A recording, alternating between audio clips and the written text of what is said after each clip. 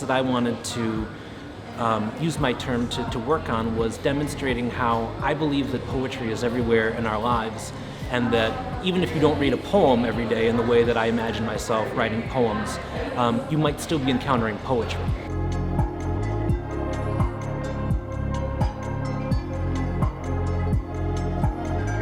Tonight is the 7th anniversary of Brews and Prose at Market Garden Brewery. And Brews and Prose is a literary series, a monthly series that I, along with 3 other folks, co-founded back in 2012. And we have been doing monthly readings ever since.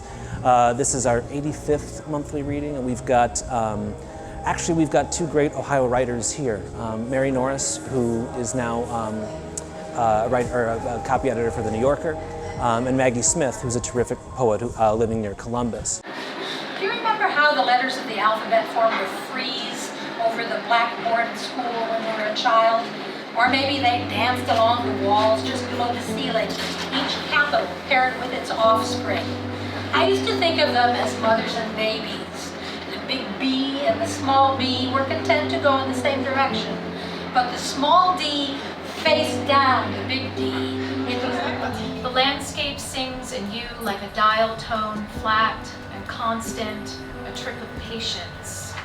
But your own voice rasps, always on the verge of breaking. Here the tree's shadows slant so crisp on the lawn, you can walk the branches, veins in a papery eyelid.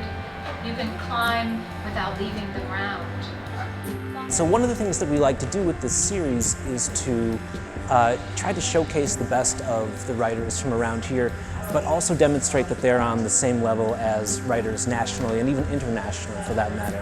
And I think that the spirit of Brews and Prose is, our tagline is "Literature is better with beer." And that's a little bit tongue-in-cheek. I think what we mean is that literature ought to be fun. It ought not to feel like you are doing penance or eating the broccoli of your cultural life. That we read and write and listen because it's fun. And I think it can take some of the stuffiness out of it by having it take place in a bar.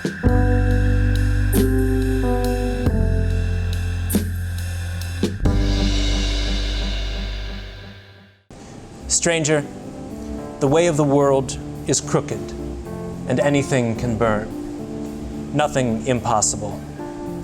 Who comes to send fire upon the earth may find as much already kindled, may find his city bistre and sulphurous, pitched. What I really want people to take away is that they enjoyed it, and that although I do wholeheartedly believe that literature is a place where we can go for comfort and wisdom and pleasure, that it begins with fun.